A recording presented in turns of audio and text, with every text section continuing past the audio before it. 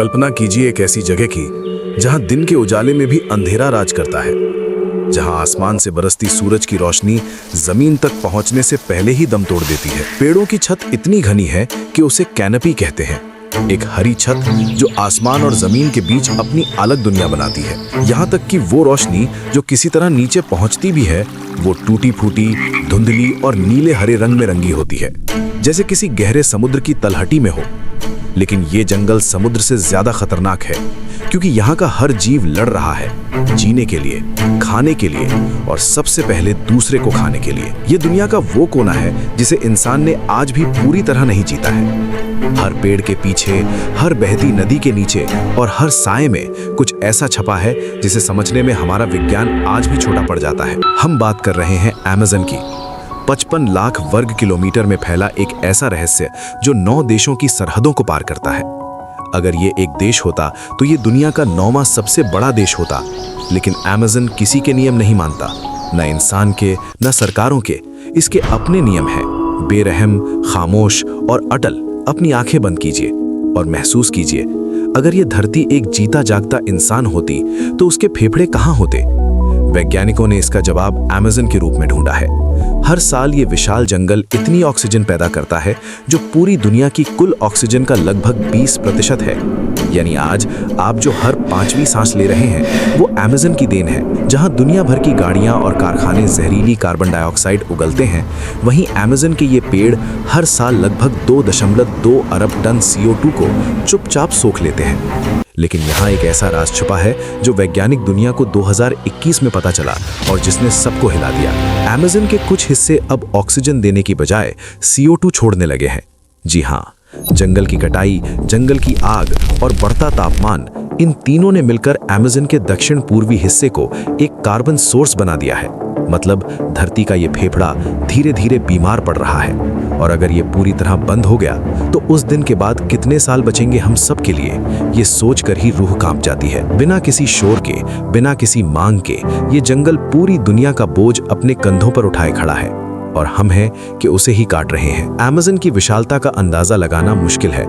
Brazil, Peru, Colombia और Venezuela जैसे 9 देशों में फैला यह साम्राज्य किसी मानवीय कानून को नहीं मानता। और इस जंगल को जो शक्ति जिंदा रखती है वो है इसकी धमनी, अमेज़न नदी। 6400 किलोमीटर लंबी ये नदी दुनिया की सबसे बड़ी जलधारा है। इसकी ताकत का अंदाजा इस बात से लगाइए कि ये हर 1 सेकंड में अटलांटिक महासागर में इतना पानी छोड़ती है जितना दुनिया की बाकी सारी नदियां मिलकर भी नहीं छोड़ पाती। और जब ये नदी समुद्र में गिरती है तो समुद्र का खारा पानी भी इसके सामने हार मान जाता है। 160 किलोमीटर दूर तक समुद्र का पानी मीठा हो जाता है। सोचिए, एक नदी जो समुद्र को भी हरा दे। बरसात के मौसम में ये नदी इतनी विकराल हो जाती है कि इसकी चौड़ाई कहीं-कहीं 48 किलोमीटर तक फैल जाती है। एक पूरा शहर इसमें समा जाए। और इस विशाल जलराशि के नीचे एक ऐसी दुनिया बसी है जिसे देखकर महान वैज्ञानिक चार्ल्स डार्विन भी दंग रह गए थे। यहाँ मछलियों की 3000 से भी ज्यादा प्रजातियां रहती हैं। तुलना के लिए सोचिए, पूरे यूरोप की सभी नदियों को मिला दें तो भी वहां सिर्फ 500 प्रजातियां मिलेंगी। अमेज़न अकेला उससे 6 गुना ज्यादा विविधता समेटे हुए है। लेकिन अमेज़न की गहराई में मछलियों से भी बड़ा एक रहस्य तैर रहा है। एक ऐसा जीव जिसे दुनिया बोटो या पिंक रिवर डॉल्फिन के नाम से जानती है। समुद्र की लहरों से दूर ये गुलाबी डॉल्फिन अमेज़न की मीठी नदी में रहती है। जैसे जैसे इनकी उम्र बढ़ती है, इनका गुलाबी रंग और भी गहरा होता जाता है, जैसे कोई राज धीरे धीरे उजागर हो रहा हो। लेकिन इनकी असली शक्ति इनके रंग में नहीं, इनके दिमाग में है, जो इंसान से भी 40% बड़ा होता है। ये अपनी गर्दन को 180 डिग्री तक घुमा सकती हैं। बिना अपना शरीर हिलाए ये अपने पीछे देख सकती हैं। यहाँ के आदिवासी सदियों से एक कहानी सुनाते आए हैं जिसे वो बोटो का श्राप कहते हैं। कहते हैं कि रात के सबसे गहरे अंधेरे में जब नदी का पानी थम जाता है, ये डॉल्फिन पानी से निकलती है। वो एक खूबसूरत इंसान का रूप ले लेती है। सफेद कपड़े, चेहरे पर रहस्यमयी मुस्कान। वो गांव के उत्सव में घुल मिल जाती हैं। किसी को घर की याद दिलाती हैं, किसी को प्रेम का झांसा देती हैं और फिर उस इंसान को नदी की गहराइयों में खींच ले जाती हैं। जो लोग वापस आते हैं वो बताते हैं कि उन्होंने पानी के नीचे एक पूरा शहर देखा, रोशनी से भरा, खामोश और हमेशा के लिए बंद। शायद ये सिर्फ एक लोक कथा हो, लेकिन अमेज़न में विज्ञान और रहस्य के बीच की लकीर बहुत धुंधली है। जब हम अमेज़न के खतरों की बात करते हैं तो एक नाम सबसे ऊपर आता है, ग्रीन एनाकोंडा। दुनिया का सबसे भारी सांप, 9 मीटर की लंबाई और 250 किलोग्राम का वजन। जमीन पर यह बोझिल लग सकता है, लेकिन पानी के भीतर ये खामोश परछाई की तरह चलता है। आप उसे देखने से पहले ही वो आपको देख चुका होता है। ये अपने शिकार को काटता नहीं, वो कुंडली में जकड़ लेता है और उसकी पकड़ का तरीका शैतानी है। जैसे ही शिकार सांस छोड़ता है, कुंडली 1 सेंटीमीटर और कस जाती है। सांस लेने की हर कोशिश उसकी मौत के करीब ले जाती है। इसके पेट से हिरन और मगरमच्छ तक निकले हैं। लेकिन एनाकोंडा से भी ज्यादा खतरनाक है अमेज़न का वो जीव जिसे आप देख भी नहीं सकते, कैंडेरू। एक माचिस की तीली जितनी छोटी मछली, पारदर्शी, लगभग अदृश्य।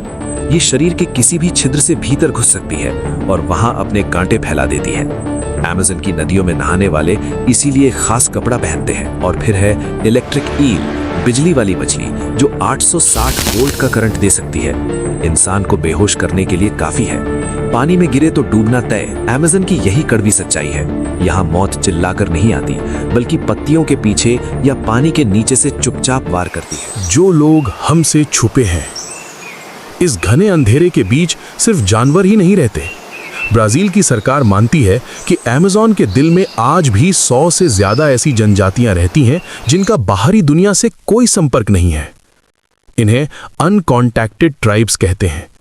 इन लोगों को ना इंटरनेट का पता है, ना स्मार्टफोन का, ना कोरोना का, ना परमाणु बम का। अगर कोई हेलीकॉप्टर उनके ऊपर से गुजर जाए तो वे उसे दुश्मन समझकर तीर चलाते हैं। इन तक पहुंचना कानूनन मना है। क्यों? क्योंकि हमारी दुनिया की एक मामूली सर्दी भी उनके लिए जानलेवा साबित हो सकती है। उनकी इम्यून सिस्टम हमारे वायरस से नावाकिफ है। 1987 में एक जनजाति को पहली बार बाहरी दुनिया से मिलाया गया और उसके अगले 3 सालों में उस जनजाति की आधी आबादी मर गई। बुखार से, सर्दी से, उन बीमारियों से जिन्हें हम बचपन में ही झेल चुके होते हैं। लेकिन इन लोगों के पास कुछ ऐसा है जो शायद हमारे पास कभी नहीं होगा। उनके पास वो ज्ञान है जो हजारों सालों में जमा हुआ है। कौन सा पौधा कैंसर में काम आता है, कौन सी जड़ी बूटी सांप के जहर की काट है, कौन सी पत्ती बुखार उतारती है। आज दुनिया की 25% दवाइयां उन पौधों से बनती हैं जो पहले अमेज़न के आदिवासियों ने खोजे थे। लेकिन अभी भी 99% पौधों पर कोई वैज्ञानिक शोध नहीं हुआ है। अगर ये लोग खत्म हुए तो हजारों साल का ये अनमोल ज्ञान भी सदा के लिए मिट्टी में मिल जाएगा। वो शहर जो गायब हो गया। अमेज़न के रहस्यों ने सदियों से साहसी लोगों को अपनी ओर खींचा है। सन 1906 में एक ब्रिटिश सैन्य अधिकारी पर्सी हैरिसन फॉसेट इस जंगल की गहराइयों में उतरा। नक्शे बनाते बनाते उसके कान में एक पुरानी कहानी पड़ी, सिटी ऑफ जेड की कहानी। एक ऐसा शहर जो सोने से बना था और जहां एक विकसित सभ्यता रहती थी। फॉसेट ने पुरानी पुर्तगाली लिपियों में पढ़ा था कि जंगल के बीच पत्थर की विशाल इमारतें और चौड़ी सड़कें देखी गई हैं। उसे अमेज़न की उस काली मिट्टी पर भी भरोसा था जिसे टेरा प्रेटा कहते हैं, काली मिट्टी। ये मिट्टी कुदरती नहीं थी। इसे इंसानों ने हजारों साल पहले चारकोल, हड्डियों और जैविक सामग्री से बनाया था। आज भी ये मिट्टी इतनी उपजाऊ है कि बंजर जमीन को सोना बना दे। 1925 में फॉसेट अपने बेटे के साथ उस महान शहर की तलाश में निकला और फिर कभी वापस नहीं आया। जंगल ने उन्हें निगल लिया। उन्हें ढूंढने की कोशिश में अब तक 100 से ज्यादा लोग अपनी जान गंवा चुके हैं। लेकिन कहानी यहां खत्म नहीं होती।